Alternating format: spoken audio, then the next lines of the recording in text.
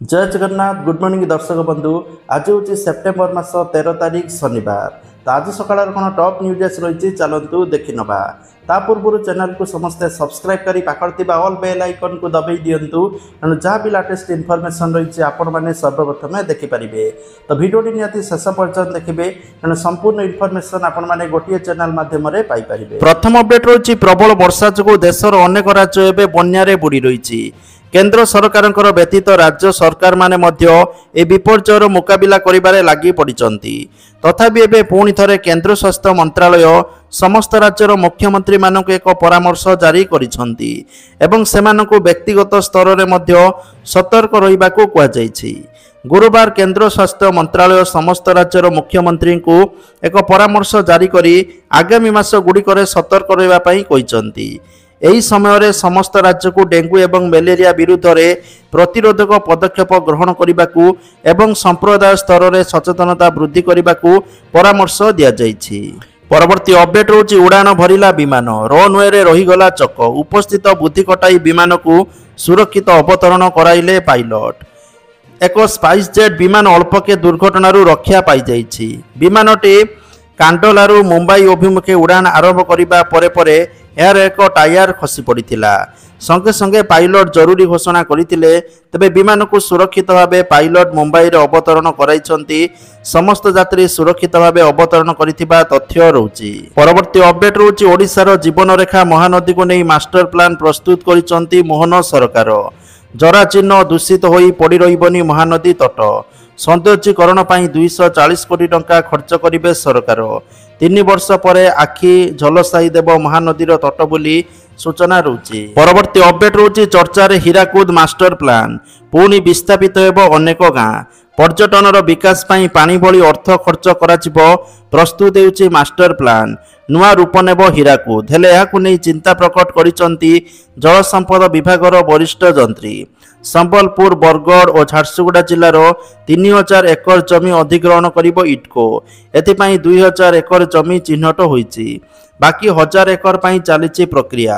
जमी अधिग्रहण पर विभिन्न होटेल मालिकों को लीज सूत्र रे दियाजिबो। निर्माण हेबो रिसोर्ट आउ होटेल। एसबु हेले डैम प्रति विपद बढ़िबो बोली चिंता प्रकट करिसंती जल संपद विभागर पूर्वतन 2 वरिष्ठ जंत्री। कनसर्ट पार्क भासमान होटेल रिसोर्ट्स क्रूज टर्मिनाल निर्माण हेबो। एथिपाई टेंडर सरीथिबा सूचना मिलिछि। प्रथम पर्यायर खर्च हेबो 100 कोटी बोली तथ्य रहउछि। परवर्ती अपडेट रहउछि सार कलाबजारी उपरे सर्जिकल स्ट्राइक। मुख्यमंत्री निर्देश पर चढ़ाऊ जोरदार होईछि। कौनसी प्रकार कलाबजारी गच्छित किंबा नकली सार अभियोग आसिले तुरंत कार्यानुष्ठान नेबाकू निर्देश देइचंती मुख्यमंत्री। आपर राज्यव्यापी सार माफिया आरंभ होईछि कार्यानुष्ठान। जगतसिंहपुर जिला प्रशासन पक्षर 2 दिन में 2टी सार गोदाम उपरे चढ़ाऊ करा जायछि। परवर्ती अपडेट रहउछि एनएससी पर एबे जिला मान्यता पाई जोर धरिला दाबी। गंजाम बरगढ़ मयूरभंज रे जोर धरिछि जिला विभाजन दाबी। जिला को भाग करी नुआ जिला गठन करने को कहुछि। एथिपाई विभिन्न संगठन जिला क्रियानुष्ठान कमिटी सक्रिय हेलेनी। कारण बड़ जिला छोट हेले सरकारी काम लोकों को सेवा पहुंचाइबा सहज हेबो। विभिन्न कार्य पई जिला कार्यालय को बेसी बाट जिबाकू पड़िबो नाही एवं एथि सहित विकासमूलक कार्य त्वरित होई पारिबो। अनुन्नत अंचलर विकास होई पारिबो। बड़ बड़ जिला एगुड़िक संभव हो पारु नथिबारु कही जिला विभाजन पई दाबी होइतिबा सूचना रही। परवर्ती अपडेट रही कटक आठगड़ रे क्षीर अपमिश्रित करुथुबा मास्टर माइंड गिरफ। क्षीर अपमिश्रण करुथुबा मास्टर माइंड होटेल मालिक प्रकाश खुंटिया को उठाई आनिछि गुरुडी छाटिया पुलिस। तार मुख्य सहयोगी बिहार सुधीर तिवारी को अटक रखी पुलिस पचरा उचरा करुछि। परवर्ती अपडेट रही लांच नहीं धरा पड़िले 3 सरकारी बाबू। बमरा तहसीलदार नयागढ़ श्रम अधिकारी और मयूरभंज पीयू को धरिला विजिलेंस। परवर्ती अपडेट रही सृष्टिला लघुचाप। पश्चिम मध्य एवं उत्तर पश्चिम बंगोपसागर रे उत्तर आंध्र प्रदेश एवं दक्षिण ओडिशा उपकूल रे लघुचाप क्षेत्र सृष्टि होईछि। लघुचाप प्रभाव रे राज्य में 2 दिन वर्षार संभावना सृष्टि होईछि। समुद्र पतनरू 5.8 किलोमीटर उच्चता पर्यंत विस्तारित होई लघुचाप दक्षिण आड़ को मारुथुबा सूचना रही। तो जाफल आगामी 2 दिन मध्य दक्षिण ओडिशा आंध्र प्रदेश एवं दक्षिण छत्तीसगढ़ आड़ को ବର୍ଷା ହେବାର ସମ୍ଭାବନା ରହିଛି। ପରବର୍ତ୍ତୀ ଅପଡେଟ୍ ରହୁଛି ରାଜ୍ୟରେ ସାର ସମସ୍ୟାକୁ ନେଇ ଆସନ୍ତା 17 ତାରିଖରେ ରାଜଭବନ ସାମ୍ନାରେ ଧାରଣା ଦେବ ବିଜେଡି। ଏହାପରେ ମଧ୍ୟ ସରକାର ନ ଚେତିଲେ ଜିଲ୍ଲାପାଳ ଅଫିସ ଓ ବ୍ଲକ ଅଫିସ ସାମ୍ନାରେ ଧାରଣା ଦେବ ଦଳ। ଏନେଇ ଗତକାଲି ଚେତାବନୀ ଦେଇଛି ବିଜେଡି ଉପସଭାପତି ସଞ୍ଜୟ ଦାସବର୍ମା ଏବଂ ବିରୋଧୀ ଦଳ ମୁଖ୍ୟ ସଚେତକ ପ୍ରମିଳା ମଲ୍ଲିକ। ପରବର୍ତ୍ତୀ ଅପଡେଟ୍ ରହୁଛି 2025 ଶେଷ ବେଳକୁ ଓଡ଼ିଶାରେ ବାତ୍ୟା ଆଶଙ୍କା। ବଙ୍ଗୋପସାଗରରେ ସୃଷ୍ଟି ହୋଇଛି ଘୂର୍ଣ୍ଣିବଳୟ। ଏହା ଅଧିକ ଘନୀଭୂତ ହୋଇ ପଶ୍ଚିମ ଉତ୍ତର ପଶ୍ଚିମ ଆଡ଼କୁ ଗତି କରିବ। ଏହାର ପ୍ରଭାବରେ ରାଜ୍ୟରେ ଆହୁରି 2 ଦିନ ପ୍ରବଳ ବର୍ଷା ସମ୍ଭାବନା। ଉତ୍ତର ଏବଂ ଦକ୍ଷିଣ ଓଡ଼ିଶାର ଅନେକ ସ୍ଥାନରେ ପ୍ରବଳ ବର୍ଷା ହେବ।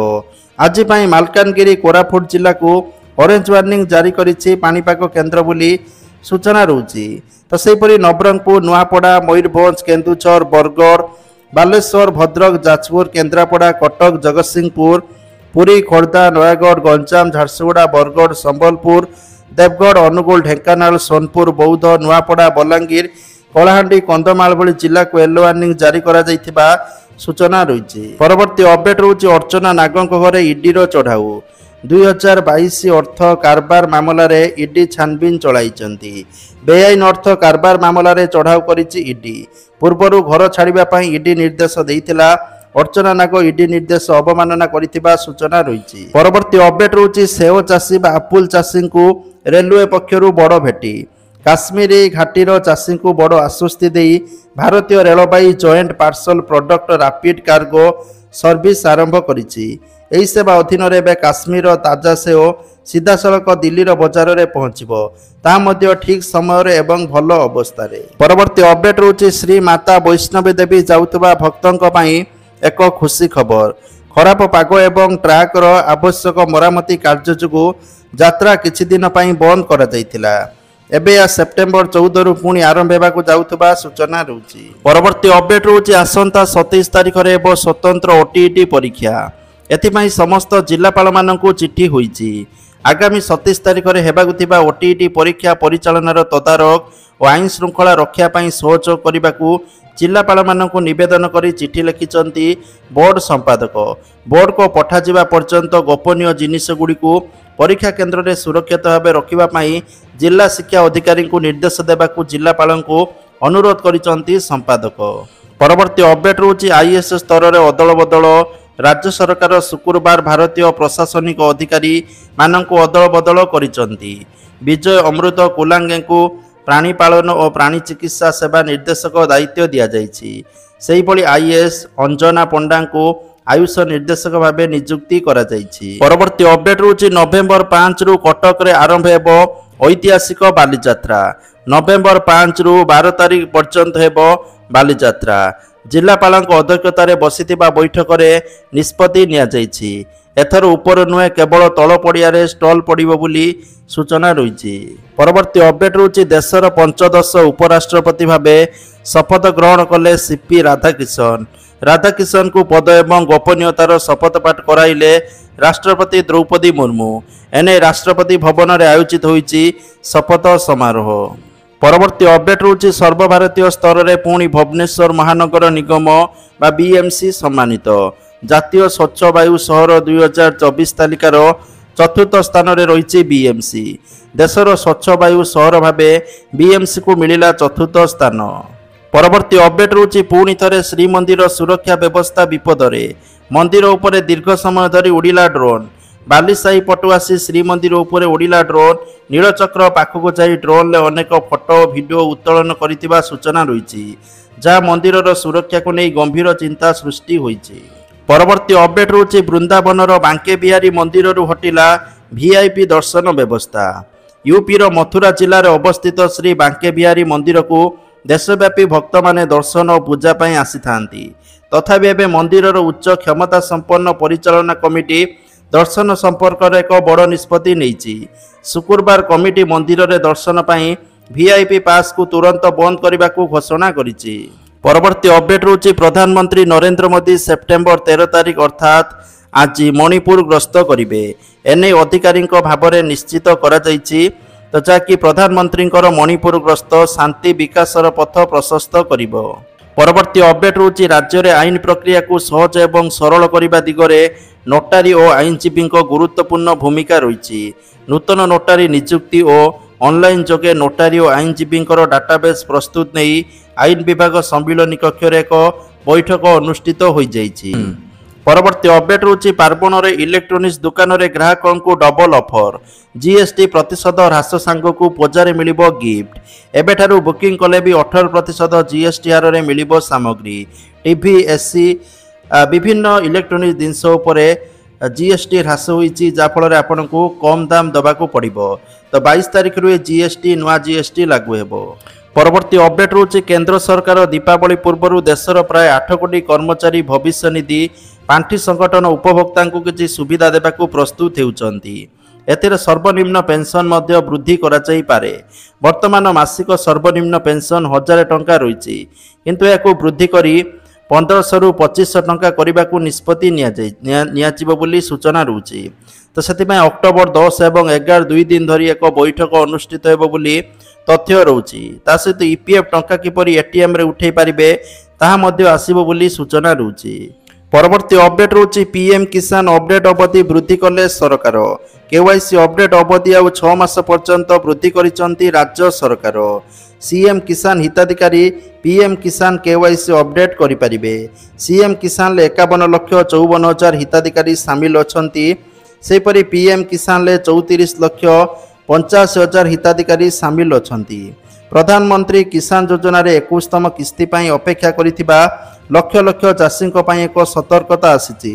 ଅର୍ଥାତ୍ ପ୍ରଧାନମନ୍ତ୍ରୀ କିଷାନ ନିଧି ଯୋଜନାରେ ଏକ ବଡ଼ ପରିବର୍ତ୍ତନ କରାଯାଇଛି। ପ୍ରଧାନମନ୍ତ୍ରୀ କିଷାନ ଯୋଜନା ଅଧୀନରେ ପଞ୍ଜୀକୃତ ଚାଷୀମାନଙ୍କ ପାଇଁ ଇକେୱାଇସି କରିବା ଏବେ ବାଧ୍ୟତାମୂଳକ କରାଯାଇଛି। ହିତାଧିକାରୀଙ୍କର ପରିଚୟ ଯାଞ୍ଚ କରିବା ଏବଂ ଠକେଇରୁ ରକ୍ଷା ପାଇବା ପାଇଁ ସରକାର ଏହି ପ୍ରକ୍ରିୟା କାର୍ଯ୍ୟକାରୀ କରିଥିବା ସୂଚନା ରହୁଛି। ତ ଆପଣମାନେ ନିହାତି ଭାବେ ଇକେୱାଇସି କରିବା ପାଇଁ ପରାମର୍ଶ ଦିଆଯାଉଛି। ପିଏମ୍ କିଷାନ ଯୋଜନାର 21ତମ କିସ୍ତି ଆପଣମାନଙ୍କୁ ଦୀପାବଳିରେ ମିଳିପାରେ ବୋଲି ଆଶା କରାଯାଉଛି। ପରବର୍ତ୍ତୀ ଅପଡେଟ୍ ରହୁଛି ପାଗଳ କୁକୁର କାମୁଡ଼ିଲେ ମିଳିବ 5 ଲକ୍ଷ ପର୍ଯ୍ୟନ୍ତ ଅନୁକମ୍ପା ରାଶି। ସରକାର କଲେ ଆର୍ଥିକ ସହାୟତାର ଘୋଷଣା। ହରିୟାଣା ସରକାର ଏକ ବଡ଼ ଘୋଷଣା କରିଛନ୍ତି। ପାଗଳ କୁକୁର କାମୁଡ଼ିବା ବା ଯେକୌଣସି ପଶୁ କାମୁଡ଼ିବା ଦ୍ୱାରା ଯଦି ଜଣେ ମଣିଷର ହଠାତ୍ ମୃତ୍ୟୁ ଘଟେ, ଯଦି ସେ ଏହାଦ୍ୱାରା ବିକଳାଙ୍ଗ ହୋଇଯାଏ, ତେବେ ଏମାନଙ୍କୁ ସରକାରଙ୍କ ପକ୍ଷରୁ ଟଙ୍କା ମିଳିବ ବୋଲି ତଥ୍ୟ ରହିଛି। ଏହା ମୁତାବକ ପୀଡ଼ିତା ବା ତାଙ୍କ ପରିବାରକୁ 1 ଲକ୍ଷ ଟଙ୍କାଠାରୁ 5 ଲକ୍ଷ ଟଙ୍କା ପର୍ଯ୍ୟନ୍ତ ଅନୁକମ୍ପା ରାଶି ଦିଆଯିବ। ପରବର୍ତ୍ତୀ ଅପଡେଟ୍ ରହୁଛି ଦେଶର ସବୁଠାରୁ ବଡ଼ ସରକାରୀ bank state bank of India ଗ୍ରାହକଙ୍କୁ ବଡ଼ ଉପହାର ଦେଇଛି। ବ୍ୟାଙ୍କ ଖାତାରେ ଅଟୋ ସୁଇପ୍ ସୁବିଧା ପାଇଁ ସର୍ବନିମ୍ନ ସୀମା 35,000 ଟଙ୍କାରୁ ବଢ଼ାଯାଇ 50,000 ଟଙ୍କା କରିଦିଆଯାଇଛି। ବ୍ୟାଙ୍କ ଏହାର ସୂଚନା ଗ୍ରାହକଙ୍କୁ ଇମେଲ୍ ଜରିଆରେ ଦେଇଛି। ବ୍ୟାଙ୍କ କହିଛି ଯେ ଆମେ ଅଟୋ ସୁଇପ୍ ସୁବିଧାର ସର୍ବନିମ୍ନ ସୀମା 35,000 ଟଙ୍କାରୁ ବଢ଼ାଯାଇକି 50,000 ଟଙ୍କା କରାଯାଇଛି। ଏଥିପାଇଁ ଆଗାମୀ ମଲ୍ଟି ଅପସନ୍ ଡିପୋଜିଟ୍ 50,000 ଟଙ୍କାରୁ ଆରମ୍ଭ ହେବ। ପରବର୍ତ୍ତୀ ଅପଡେଟ୍ ରହୁଛି ଯଦି ଆପଣମାନେ 10 ବର୍ଷରେ 2 କୋଟି ଟଙ୍କା ପାଇବା ପାଇଁ ଚାହୁଁଛନ୍ତି, ତାହେଲେ ଆପଣମାନେ ମ୍ୟୁଚୁଆଲ ଫଣ୍ଡରେ ଇନଭେଷ୍ଟ କରିପାରିବେ। ମ୍ୟୁଚୁଆଲ ଫଣ୍ଡରେ ସବୁଠାରୁ ବେଷ୍ଟ ଅପସନ୍ ରହୁଛି ଏସ୍ଆଇପି। ଏସ୍ଆଇପିରେ ଆପଣମାନେ ଆପଣଙ୍କ ଇଚ୍ଛା ଯେପରି ଆର୍ଡି କରୁଛନ୍ତି ରିକରିଂ ଡିପୋଜିଟ୍, ତ ସେହିପରି ଏସ୍ଆଇପି ମାନେ ଆପଣଙ୍କ ଯେତେ ମନ୍ଥଲି ବା ଆନୁଆଲି ରଖିପାରିବେ ସେହି ହିସାବରେ ରଖିବେ।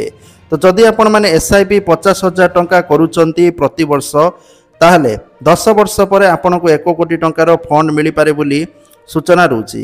କାରଣ ଏସ୍ଆଇପିରେ ଆପଣମାନଙ୍କୁ ମିନିମମ୍ 10ରୁ 15% ପାଖାପାଖି ଇଣ୍ଟରେଷ୍ଟ ମିଳିଯିବ ମ୍ୟୁଚୁଆଲ ଫଣ୍ଡରେ ବୋଲି ତଥ୍ୟ ରହୁଛି। ଆପଣମାନେ ଯେକୌଣସି ବ୍ୟାଙ୍କ ନହେଲେ ଷ୍ଟେଟ୍ ବ୍ୟାଙ୍କରେ ଯାଇକି ମ୍ୟୁଚୁଆଲ ଫଣ୍ଡରେ ଖାତା ଖୋଲିପାରିବେ। ପରବର୍ତ୍ତୀ ଅପଡେଟ୍ ରହୁଛି ସୁଭଦ୍ରା ଯୋଜନାରେ ମୃତ ଦର୍ଶାଯାଇ ଅନେକ ହିତାଧିକାରୀଙ୍କର ନାମ କାଟି ଦିଆଯାଇଥିଲା। ଏହାକୁ ନେଇ ହିତାଧିକାରୀଙ୍କ ମଧ୍ୟରେ ଅସନ୍ତୋଷ ଦେଖାଦେଇଥିଲା। ଗତ ରାକ୍ଷୀ ପୂର୍ଣ୍ଣିମାରେ ରାଜ୍ୟର ମହିଳାମାନଙ୍କୁ ତୃତୀୟ କିସ୍ତି ସୁଭଦ୍ରା ଅର୍ଥ ପ୍ରଦାନ କରାଯାଇଥିବା ବେଳେ କୋରେଇ ବ୍ଲକରେ 36 ଜଣଙ୍କୁ ମୃତ ଦର୍ଶାଯାଇଥିଲା। ଅଭିଯୋଗ ପରେ ପୁଣି 36 ଜଣ ମୃତ ହିତାଧିକାରୀଙ୍କୁ ଜୀବିତ ଦର୍ଶାଇ ସାମିଲ କରାଯାଇଥିବା ତଥ୍ୟ ରହୁଛି। ତ ଯାହାଫଳରେ ସେମାନଙ୍କୁ ଆଗାମୀ ଦିନରେ ସବୁ ଟଙ୍କା ଏକକାଳୀନ ଦିଆଯିବ। ପରବର୍ତ୍ତୀ ଅପଡେଟ୍ ରହୁଛି ସୁଭଦ୍ରା ଯୋଜନାରେ ତୃତୀୟ ପର୍ଯ୍ୟାୟରୁ ବଞ୍ଚିତ 2,85,000 ହିତାଧିକାରୀଙ୍କୁ ପୁଣି ଯୋଜନାରେ ସାମିଲ କରିବା ପାଇଁ ଡୋର ଟୁ ଡୋର ବା ଘର ଘର ବୁଲିକି ସର୍ବେକ୍ଷଣ କରାଯିବ। ସୁଭଦ୍ରା ଯୋଜନାର ସମୀକ୍ଷା ପରେ ଉପମୁଖ୍ୟମନ୍ତ୍ରୀ ଏନେଇ ସୂଚନା ଦେଇଛନ୍ତି। ଅଙ୍ଗନବାଡ଼ି କର୍ମୀମାନେ 15 ଦିନ ଭିତରେ ଘର ଘର ବୁଲିକି ଏହି ଯେଉଁ ତଥ୍ୟ ସଂଗ୍ରହ କରିବେ, ଯେଉଁମାନେ ଯୋଗ୍ୟ ବିବେଚିତ ହେବେ ସେମାନଙ୍କୁ ଟଙ୍କା ଦିଆଯିବ। ତା ସହିତ ବହୁତ ସାରା ହିତାଧିକାରୀ ଅଯୋଗ୍ୟ ଭାବରେ ଚିହ୍ନଟ ହୋଇଛନ୍ତି ଆଉ ସେମାନଙ୍କ ନାଁକୁ କାଟି ଦିଆଯାଇଛି। ବହୁତ ସାରା ମୃତ ହିତାଧିକାରୀ ମଧ୍ୟ ଚିହ୍ନଟ ହୋଇଛନ୍ତି ଆଉ ବହୁତ ସାରା ଯେଉଁମାନେ ଆୟକର ମାନେ ଇନକମ୍ ଟ୍ୟାକ୍ସ ଦେଉଛନ୍ତି ସେମାନଙ୍କୁ ଚିହ୍ନଟ ହେଇଛି, ସେମାନଙ୍କ ନାଁ ମଧ୍ୟ କଟାଯାଇଛି। ତା ସହିତ ଯେଉଁମାନଙ୍କର 4 ଚକିଆ ଯାନ ଅଛି ସେମାନଙ୍କ ନାଁ କାଟି ଦିଆଯାଇଛି। ଆଉ ଯେଉଁମାନେ ଧାନ ବିକ୍ରି ପଞ୍ଜୀକରଣ କୃଷକ ଭାବେ ପଞ୍ଜୀକରଣ କରିଛନ୍ତି ଅଧିକା ଜମି ଅଛି ସେମାନଙ୍କ ନାଁକୁ ମଧ୍ୟ କାଟି ଦିଆଯାଇଛି। ତେଣୁ ଯଦି ସେମାନେ ପୂର୍ବରୁ କିସ୍ତି ପାଇଥିବେ ତାହେଲେ ଆଗାମୀ ଠାରୁ ମାନେ ଚତୁର୍ଥ ପର୍ଯ୍ୟାୟ ଠାରୁ କିସ୍ତି ପାଇବେ ନାହିଁ। ପରବର୍ତ୍ତୀ ଅପଡେଟ୍ ରହୁଛି ସୁଭଦ୍ରା ଯୋଜନାର ଟଙ୍କା କେବେ ମିଳିବ। ତ ଦେଖନ୍ତୁ ସୁଭଦ୍ରା ଯୋଜନାର ଟଙ୍କା କେବେ ମିଳିବ ଏନେଇ ଆସିଲା ବଡ଼ ଖବର। ଉପମୁଖ୍ୟମନ୍ତ୍ରୀ ପ୍ରଭାତୀ ପରିଡ଼ା କହିଛନ୍ତି ଯେଉଁମାନଙ୍କୁ ଟଙ୍କା ମିଳିନାହିଁ ମାନେ 2,85,000 ମହିଳା ଯେଉଁମାନଙ୍କୁ କିସ୍ତି ଟଙ୍କା ମିଳିନାହିଁ ସେମାନଙ୍କର ଡୋର୍ ଟୁ ଡୋର୍ ସର୍ଭେ ହେବ। ଆଉ 15 ଦିନ ଭିତରେ ଫିଲ୍ଡ ଭିଜିଟ୍ କରିକି ତଦନ୍ତ ରିପୋର୍ଟ ଦେବେ ଅଧିକାରୀ। ତ 15 ଦିନ ପରେ ଯେଉଁ ରିପୋର୍ଟ ଦେବେ ପାଖାପାଖି ଦଶହରା ନହେଲେ ଆପଣଙ୍କର ଅକ୍ଟୋବର ମାସ ଲାଷ୍ଟ ଭିତରେ ଏହି ପଇସା ମିଳିବ ବୋଲି ଆଶା କରାଯାଉଛି। ପର୍ଯ୍ୟାୟକ୍ରମେ ଏହି ପଇସା ସମସ୍ତଙ୍କୁ ଦିଆଯିବ। ଯେଉଁମାନେ 2ଟି କିସ୍ତି ପାଇନାହାନ୍ତି 2ଟି କିସ୍ତି ଏକକାଳୀନ 10,000 ମିଳିବ। ଆଉ ଯେଉଁମାନେ 3ଟି କିସ୍ତି ପାଇନାହାନ୍ତି ସେମାନଙ୍କୁ ଏକକାଳୀନ 3ଟି କିସ୍ତି ମିଳିବ ବୋଲି ତଥ୍ୟ ରହୁଛି। ଆଶା କରାଯାଉଛି ଅକ୍ଟୋବର ମାସ ଶେଷ ଆଡ଼କୁ ଏହି ଟଙ୍କା ଆପଣଙ୍କୁ ଦିଆଯିବ। ପରବର୍ତ୍ତୀ ଅପଡେଟ୍ ରହୁଛି ପ୍ରଧାନମନ୍ତ୍ରୀ ଆବାସ ଯୋଜନାକୁ ନେଇ ଆସିଲା ବଡ଼ ଖବର। ନଭେମ୍ବର ମାସରୁ ପ୍ରଧାନମନ୍ତ୍ରୀ ଆବାସ ଯୋଜନାରେ କାର୍ଯ୍ୟାଦେଶ ବଣ୍ଟନ କରାଯିବ ବୋଲି ତଥ୍ୟ ରହୁଛି। ତା ସହିତ ସେପ୍ଟେମ୍ବର ମାସ 17 ତାରିଖରୁ ଅନ୍ତୋଦୟ ଗୃହ ଯୋଜନାରେ ଘର ଦିଆଯିବ। ଅନ୍ତୋଦୟ ଗୃହ ଯୋଜନାରେ 50,000 ଘର ବଣ୍ଟନ କରାଯିବ ବୋଲି ତଥ୍ୟ ରହୁଛି। ତା ସହିତ ପଞ୍ଚାୟତରାଜ ମନ୍ତ୍ରୀ ରବି ନାରାୟଣ ନାୟକ ନିର୍ଦ୍ଦେଶ ଦେଇଛନ୍ତି ପୂର୍ବରୁ ଯେଉଁ ଅଯୋଗ୍ୟ ହିତାଧିକାରୀ ଘର ପାଇକି ପଇସା ନେଇଛନ୍ତି ସେମାନଙ୍କୁ AI ଦ୍ୱାରା ଚିହ୍ନଟ କରାଯିବ। ଯଦି ସେମାନେ ଅଯୋଗ୍ୟ କିନ୍ତୁ ଭୁଲ ଉପାୟରେ ଆବାସ ଯୋଜନା ହେଉ ବା ଅନ୍ତୋଦୟ ଗୃହ ଯୋଜନାରେ ପଇସା ଉଠାଇଥିବେ ସେମାନଙ୍କ ବିରୁଦ୍ଧରେ କାର୍ଯ୍ୟାନୁଷ୍ଠାନ ନିଆଯିବ। ପରବର୍ତ୍ତୀ ଅପଡେଟ୍ ରହୁଛି ସୁନା ଦରକୁ ନେଇକି ଓଡ଼ିଶା ରାଜଧାନୀ ଭୁବନେଶ୍ୱରରେ ଆଜି 22 କ୍ୟାରେଟ୍ ସୁନା ମୂଲ୍ୟ 10 ଗ୍ରାମ ପ୍ରତି 1,02,000 ଟଙ୍କା ଥିବାବେଳେ 24 କ୍ୟାରେଟ୍ ସୁନା ମୂଲ୍ୟ 10 ଗ୍ରାମ ପ୍ରତି 1,11,280 ଟଙ୍କା ଥିବା ରେକର୍ଡ ହୋଇଛି। ପରବର୍ତ୍ତୀ ଅପଡେଟ୍ ରହୁଛି ସମସ୍ତ ଛାତ୍ରଛାତ୍ରୀଙ୍କ ପାଇଁ ବଡ଼ ଇମ୍ପୋର୍ଟାଣ୍ଟ ଖବର ରହିଛି। ତ ଦେଖନ୍ତୁ ବହୁତ ସାରା ସ୍କଲାରସିପ୍ ଆସିଯାଇଛି। ତ ଯେଉଁମାନେ ଆବେଦନ କରିବା ପାଇଁ ଚାହୁଁଛନ୍ତି ଆବେଦନ କରିନିଅନ୍ତୁ। ଫକୀର ମୋହନ ଭାଷାବୃତ୍ତି ଆସିଛି, ଲାଷ୍ଟ ଡେଟ୍ ରହୁଛି 9 ଅକ୍ଟୋବର। ଏଥିରେ UG ପିଲା ଆପ୍ଲାଏ କରିପାରିବେ। ଆପ୍ଲାଏ କରିକି ପାଇପାରିବେ ବାର୍ଷିକ 20,000, UG ମେରିଟ୍ ପାଇଁ 30,000 ରହିଛି। ଠିକ୍ ଅଛି।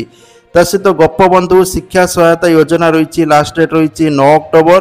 ଯେଉଁମାନେ ଆବେଦନ କରିବା ପାଇଁ ଚାହୁଁଛନ୍ତି ଆବେଦନ କରନ୍ତୁ। Last date 9 October. ଏଥିରେ ଆପଣଙ୍କୁ 20,000 ଟଙ୍କା ବାର୍ଷିକ ସ୍କଲାରସିପ୍ ମିଳିବ। ତା ସହିତ ମେଧାବୃତ୍ତି ରହିଛି। ମେଧାବୃତ୍ତିରେ 10,000 ଟଙ୍କା ସ୍କଲାରସିପ୍ ରହିଛି।